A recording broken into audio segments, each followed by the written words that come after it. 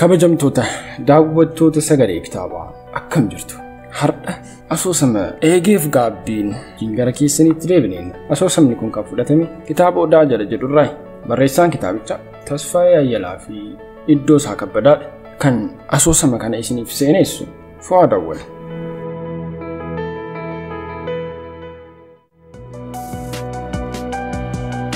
Maali halkan kun akkam dheerate maaf naa bari'uu dide laata jedhee sagalee ofiisaatiif dhaga'amu qofaan deddeebisee of gaafate garuu salphumatti deebi'ee argachuu hin dandeenye.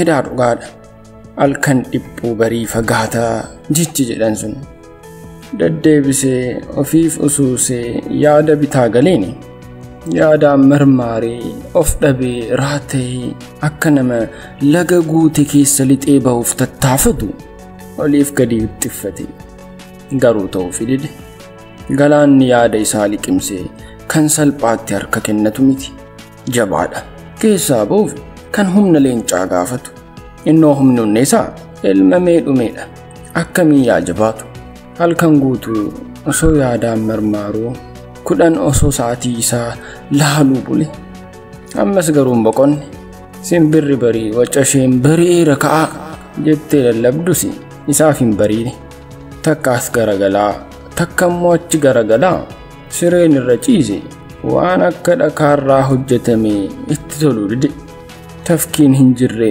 ilkaan qaree isa nyaachaa bule halkan tokko miti kuma bule akkasitti fakkaate barii turraa fagaate sagaleen tokko deddeebi'ee lixa keessoo isaa keessaa dhaga'ama sagalee onnee isaa dhiibsu sagalee lubbuu isaa gaddaan boochisu sagalee garaa isaa akka asiidiitti gubee ciinceessu sagalee bilbila dhukkubbii dhangaggaa ilma koon jedhin ilmoo maaliitti qabda dhugaa yoo baruu barbaadde sittan hima ilmoon kun gonkumaa keetii miti maal fidda sagalee jedhutu osoo walirraan citiin halkan guutuu isa dhiphisaa bule haadha manaasaatu akkasittiin jedhe haadha manaasaa jaallatu akka ta'u wallaale akka maraatu isa godhe of wallaalee maal jette arrabni isaa walitti jallaa hidhame teessumarraa utaalee ka'e gara isheetti fiige hidheessite ari'ee qabeen harka isaa lamaaniin morma micciireen fuulli isaa hariidhaan somba aduu keessa oole fakkaatee argaaf nama sodaachisa sodaadhaan hollachuu jalqabe isheen miidhamnetti jabaatus iyyuu hin dandeenye harka isaa mormarraa kaafachuu hin dandeenye humna qabduun tattaafatte na gadhiisi sik harka itti cimsee lafatti gadi qabeen maal jette maal mucaan kun kan kee miti kan eenyu ture naaf deebisi nan bade si ajjeeseetiin du'a malee siin dhiisu nan bade urgee bada abbaa koo jecha sagalee bubbee aariitiin hollatuuni itti iyyee daa'imni nagaadhaan taphachaa ture jeequmsa tasa uumamee rifatee ijaan mana booressi manni battalumatti wacaan guutame ollaanii bitaaf mirgaan birmatee yeroo qaqqabu wanti hunduu akka malee ta'ee jira caaltuun lafatti kuftee gangalatti manni akka wayii addaan faffaca'ee jira daa'imni boo'ichaan sagalee isaa qoonqoo keessatti badeetti jira orgeessaanii gadi lafitti jilbeeffatee qaama caaltuu asiifachi raasa kai sobduu jiraattiin awwaalde si ajjiiseen du'a sin ajjiisa nan bade duutiyyuu si tanqata gantuudhaati gantuu kokkolfaana ajjeefte jecha sagalee boo'ichaan iyya namoonni qaqqabanii dafanii irraa qabanii kaasan qabamu gadhiisaa ajjeesu malee hin dhiisu jecha sagalee boo'ichaan iyyee manaaf ollaa jiiqe humnaan qabanii gara alaa baasan ollaan isaa tokkos maal jetta erga ajjeeftii booda lama ajjeefta jedhee loleen sagalee ariitiin nyaaratti guure. Osoo yeroon balleessiin ishee gara mana yaalaa daa'ima ishee gara ollaatti fuudhanii sokkan. Isa garuu namni abbaa kanaa jedheen turre. Innis gara manaatti hin deebine mana dhugaatiitti gore. Dhugee machaa'ee of dhabe. Of wallaalee gubaa garaasaa qabbaneessuuf titirrate. Garuu ba'uufii dide. Itti daddabalatee hanga of gatutti dhugee lafatti kufe. Haala kamiin mana hiriyyaasaa akka ga'e hin beeku. Eenyu akka isa asiin ga'e erga halkan walakkaa dammaqee waan ta'e hunda baree hirribni ijarraa godaaniin halkan barii dideen. Rogeessaa fi Caaltuun kan wal baranii yeroo barattoota yuunivarsiitii turanidha. Yuunivarsiitii Adaamaatti yeroo baratanii akka tasaa wal arganii qixa jaalalaan kufan. Walitti himanne bubbulaniiti baasan jaalala onni isaanii waade. Kana booda jaalalli wal argaa tasaatiin jalqabe daraaree firii kenne. Battaluma yuunivarsiitiidhaa eebbifamanii bahaniin gaa'ila hundeessan bultii ijaarratan. Carraatu isaan walitti fide malee lamaanuu amalaan walirraa fagaatu. Rogeessaanii shakkii baay'isa. Amantaan qabu. Caaltuun ammoo cal'iinsa filatti. Kun ishee fi obsa isaaf garuu tuffiidha. Maarree erga mana tokko jiraachuu jalqabanii waggaan 4 darbee 5ffaan walakkaa'eera. Jaalalli waliif qaban garuu guyyaadhaa gara guyyaatti gufuun itti heddummaachaa dhufeera. Sababni isaa immoo shakkii Rogeessaati. Shakkii bu'uura hin qabne hundeensaa hin mul'anne. Jijjiiramni kun hammaachaa deeme. Dhumarratti amala Rogeessaa irratti balaa fide. Rogeessaan durii hojii isaa xumuree kan manatti fiigu ture alatti barfatee yeroo rafiitii galuu jalqabe. Mana akka san jaalatu jibbe. Bahee manatti deebi'uun akka du'aa itti ulfaachuu jalqabe. Amala isaa sababa malee jijjiirame kana Caaltuun hin jaalanne. Amalli akkasii akkamitti jaalatama? Carraa argattee gaafachuuf tattaafatte garuu hin taaneef.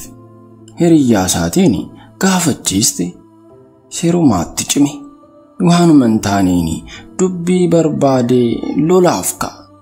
Maatii nagaa dhabsiisa. Caaltuu wanti ta'aa jiru hundi bitaa galeen. Ka'umsa jijjiirama amala Rogeessaa baruu hin dandeenye. Wanta ani tasa osoo hin beekiin balleessee jiraate natti himi. Nan sirreessa. Maalan si godhe? Maal taate? Maaltu amala si jijjiire? Jettee yeroo isa gaafattu guyyaa ijibbaataa itti ta'e fuulli isaa aariidhaan diimatee ijatti babaasa. Jechi takka akkanatti hin dubbanne. Dubbiidhaan na gubuuf hin ka'in jedhee ishee rifachiisa. Yeroodhaa gara yerootti obsi ishee cuunfamee dhumuu eegale. Daa'imni waliin horatanii reefuu waggaa 2ffaasaa qabachaa jira. Guutuun maqaa isaati. Gammachuu isaanii dachaadhaan dabalee ture. Amma garuu summiin jeequmsaa maatii keessatti biifamee jira. Eessaa akka biifame, akkamiin akka biifame, eenyu akka biife eenyuufuu ifa hin taane. Hafteen abdii Caaltuu guyyaa Rogeessaan dhugee machaa'ee mana jeequu jalqabu lafa bu'ee cabe. Hiree ishee imimmaan ija keessa guuteen abaarte. Dubbiin isaa onnee dhiigseen ifa gammachuu ishee hudhee gaddaanii dukkaneesse. Arrabni lafeen qabu malee lafee namaa cabsa. Jecha jedhu dhuguma isaa kan amante gaafa arrabni Rogeessaa lafee ishee cabse argitudha. Ni gaddite. Abbaan manaa ishee maqaa jaalalaan mimmiidhagsee waamuun suni har'a jibbiinsa qara qabuun maramee hamilee ishee yommuu cabsu boossee ba'uufii dide. Caaltuun guyyaa tokkollee ofiif yaaddee hin beektu. ilma isaanii reefuu addunyaa kanatti makamee fi gubatti isaaf hedduu yaadde. Sababni isaa sammuun daa'imni akka waraqaa adii waan ta'eef ijoollummaa isaatiin waa gaggaarii arguu qabu. Ta'iiwwan isaan fuulduratti raawwannuufis of eeggannoo guddaa gochuu qabna. Garuu kana ta'uu baate wanta sammuu isaanii balfu yoo dhagahanii yookiin immoo argani haala sanatu jiruuf jireenya egeree isaanii irratti dhiibbaa garaagaraa qabaata. Kanaaf Caaltuun yeroo hunda baay'ee yaaddofti. Guyyaan tokko darbee inni kaan yoo iddoo fudhatu gaddaan simatti. Qaamni ishee huqqatee lafeetti baate. Ormi ishee gaafate. Maal taate? Caalii haalli kee bara akka duriitii miti jedhanii gaaffiidhaan muddu. Nagaadha. Homaan taane kun deebii ishee yeroo hundaati. Kaleessa galgala garuu obsi keessaa duguugamee dhumnaani dubbii lafee urgeessaa cabse tasa arrabarraa baafatte. Akka ishee gubetti garaasaa gubuuf jecha dhugaa sammuu isaa naannessu salphumatti timte. Daa'ima kun jeeqii nyaara guurteetti dubbatte. Daa'imni barkan kee qofa miti. Anaafis ilma akka qofaa fiddetti of hin ilaalin. Urgeessaanii dhugaatii harkifatee dhufeeni arrabni ni okkola. Caaltuun akkas jette. Daa'ima maalii qabda? Deemi ilma kee lafaa barbaaddadhu. Mucaan kun kan kee miti. Maal taata? Itti jite. Fuulli urgeessaa battalumatti jijjiirame. Nama biraa ta'e garaan Caaltuu dhadhaa dhuge. Garuu akkasumatti garaa jabaate jettee yaanni ture. Urgeessaanii namummaan irraa mulqamee bineensa bosonaa madaa'ee iyyu ta'e ol utaalee haadha manaasaa haadha ilmoosaa Caaltuu morma hudhee lafaan dha'e. Kun hundi erga ta'e sa'aatii 24 hin goone. Isaaf garuu waggaa lakkoofsa hin qabnetti ta'eeti jira. Har'a manaa bahee mana alagaa jira. Halkan itti dheerate waan ta'u dhabe ciniinfata. Abjuu akka hidda mukaa wal keessa deemuun marfamee bule. Ammas garuu miidhamni Caaltuu itti dhagahamuu hin dandeenye. Dubbii ishee lafee cabsu sana sammuu keessa gangalchaa bule. Oliif gadi qabee akka erbee reefuu qophaa'u duugaa bule. Ammas hin boqochiifne. Daqiiqaa muraasaan booda kabajamtoota daawwattoota Sagalee Kitaabaa asoosama gabaabaa eegeef gaabbiin jedhu kutaa lammaffaa sumarratti xumura kutaa sadaffaan hanga walitti deebinutti nagaan nuuf tura. Kun qophii keenya asoosamaati. Isin jaalanna. Horaa bulaa.